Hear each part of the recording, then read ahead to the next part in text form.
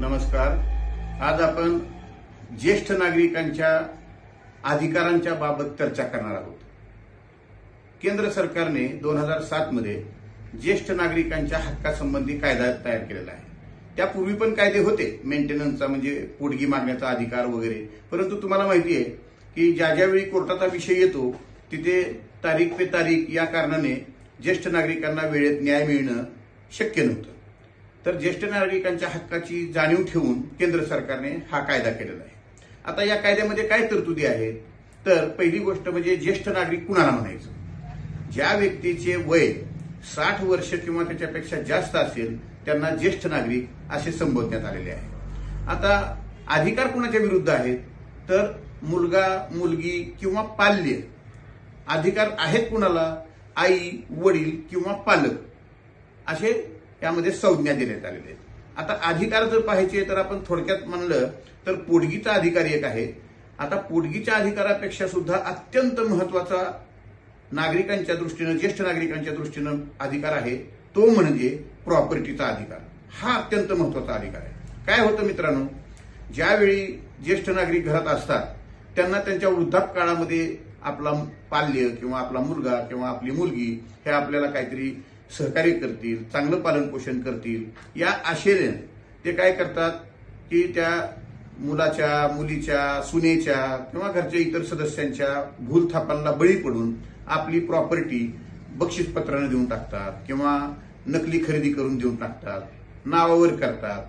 अशा प्रकारे सगळी प्रॉपर्टी त्यांना मिळाल्यानंतर मात्र नियत बदलते आणि ते वृद्धांचा छळ करायला चालू करतात। ही बाब लक्षात घेऊन सरकारने या कायद्याच्या कलम 23 मध्ये अत्यंत महत्वाचा अधिकार हा एसडीओला दिलेला आहे। उपविभागीय अधिकारी, आपल्या जिल्ह्यासाठी बोलायचं झालं तर उपजिल्हाधिकारी सोलापूर, उपविभागीय अधिकारी एसडीओ सोलापूर यांच्याकडे अर्ज करावा लागतो।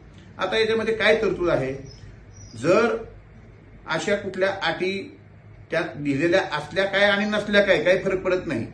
काही काळापूर्वी असा एक निकाल आला होता की ह्या अटी त्या गिफ्ट डीड मध्ये पाहिजेत, बक्षीसपत्रामध्ये पाहिजेत, पण तसं नाही। आता रिसेंटली 3 ऑक्टोबर 2025 रोजी माननीय मुंबई उच्च न्यायालयाचा निकाल आलेला आहे की बक्षीसपत्रामध्ये जरी चांगलं सांभाळण्याच्या वगैरे अटींचा उल्लेख नसला तरी सुद्धा असं बक्षीसपत्र रद्द करून घेता येतं। आता हे बक्षीसपत्र किंवा खरेदी खत रद्द करून कधी मागता येतं, जर या पाल्यानं किंवा मुलांनी चांगलं सांभाळायचंय असं म्हणून गोड बोलून करून घेतलं असेल तर ते बक्षीसपत्र रद्द करण्याचा अधिकार आहे। कधी कधी काय होतं मित्रांनो, कोअर्शन म्हणजे दमदाटी करून, भीती दाखवून किंवा काही केसेस अशा आहेत की आई वडिलांना खोट्या केसमध्ये बायकोला पुढे करायचं आणि खोट्या केसमध्ये गुंतवायचं, फौजदारी केसची धमकी द्यायची।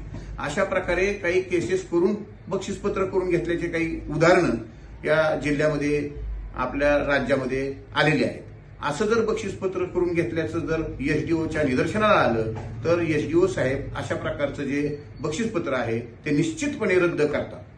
त्याच्यानंतर ती तरतूद फार महत्वाची आहे।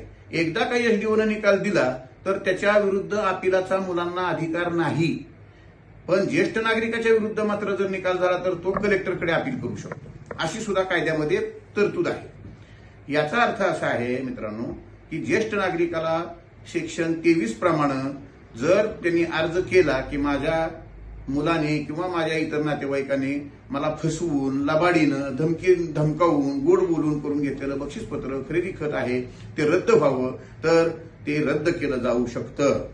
हा महत्वाचा आहे। आणि सगळ्यात महत्वाचा एक मुद्दा सांगतो, एकदा का एसडीओने निकाल दिला तर त्याच्या विरुद्ध दिवाणी कोर्टामध्ये कुठल्याही प्रकारची दाद ह्या मुलांना फसवणाऱ्या लोकांना मागता येत नाही।